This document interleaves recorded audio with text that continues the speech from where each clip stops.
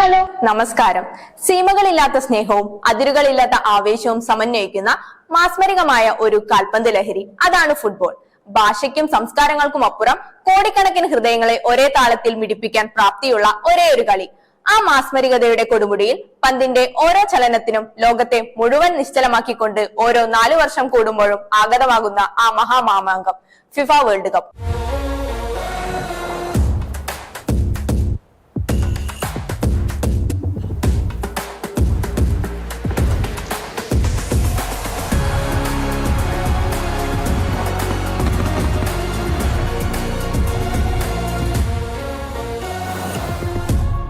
ഇത്തവണത്തെ world cup വെറും ഒരു ടൂർണമെന്റ് ആയിരുന്നില്ല. പുതിയ റെക്കോർഡുകൾ, അപ്രതീക്ഷിത തിരിച്ചടികൾ, വൈകാരികമായ വിടപറയലുകൾ. അതെ, 2026 വേൾഡ് കപ്പിന്റെ ആവേശകരമായ യാത്രയിലേക്ക് ആദ്യമായി 6 വൻകര ശക്തികൾ ഒന്നിച്ച് കൈകോർത്ത നിമിഷം. അമേരിക്ക, കാനഡ, മെക്സിക്കോ എന്നീ രാജ്യങ്ങളിലെ 16 മനോഹര വേദികളിലാണ് ഇത്തവണ ലോകം പന്തിനു പിന്നാലെ ഓടിയത്.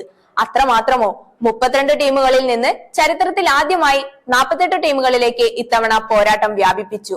മൊത്തം 104 പോരാട്ടങ്ങൾ, കൂടുതൽ മത്സരങ്ങൾ, കൂടുതൽ അട്ടിമറികൾ. ചുരുക്കത്തിൽ കാൽപന്ത് ആരാധകർക്ക് ഇതൊരു യഥാർത്ഥ വിരുന്ന് തന്നെയായിരുന്നു.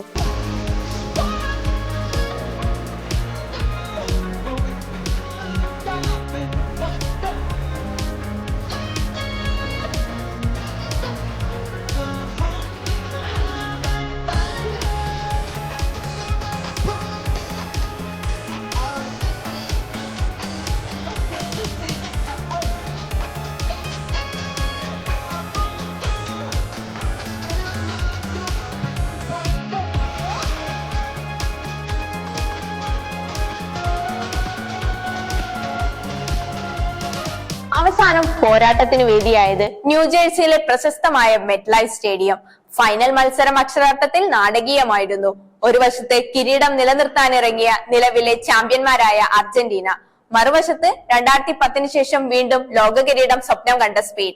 90 മിനിറ്റും ഇരു ടീമുകളും ജീവൻ മരണ പോരാട്ടം നടത്തിയെങ്കിലും ഗോളുകൾ പിറന്നില്ല. മത്സരം എക്സ്ട്രാ ടൈമിലേക്ക്. ഒടുവിൽ 106 മിനിറ്റിൽ സ്പെയിനിന്റെ ഫെറാൻ ടോറസ് ആ ചരിത്രം സ്പെയിൻ തങ്ങളുടെ 2ാമത്തെ ലോക കിരീടത്തിൽ മുത്തമിട്ടു. അവസാനിക്കുന്ന ദയനീയ കാഴ്ചയ്ക്കും ലോകം സാക്ഷിയായി.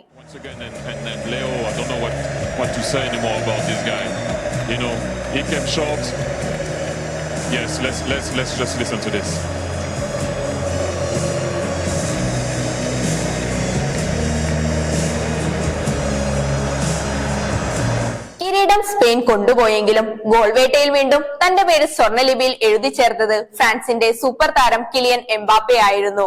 8 മത്സരങ്ങളിൽ നിന്ന് 10 ഗോളുകൾ നേടി ടൂർണമെന്റിലെ ടോപ്പ് സ്കോറർക്കുള്ള ഗോൾഡൻ ബൂട്ട് എംബാപ്പെ സ്വന്തമാക്കി. തുടർച്ചയായ 2ാം തവണയാണ് എംബാപ്പെ ഈ പുരസ്കാരം നേടുന്നത്. അതേസമയം സ്പെയിനിന്റെ വിജയശില്പിയും മിഡ്ഫീൽഡ് മാന്ത്രികനുമായ റോഡ്രി ടൂർണമെന്റിലെ മികച്ച താരത്തിനുള്ള ഗോൾഡൻ ബോൾ പുരസ്കാരം സ്വന്തമാക്കി തങ്ങളുടെ ആധിപത്യം ഉറപ്പിച്ചു. പഴയ ഇതിഹാസങ്ങളുടെ വിടവാങ്ങലും പുതിയ നക്ഷത്രങ്ങളുടെ ഉദയവും കണ്ട 2026 വേൾഡ് കപ്പ് ചരിത്രത്തിന്റെ താളുകളിൽ രേഖപ്പെടുത്തപ്പെട്ടു കഴിഞ്ഞു.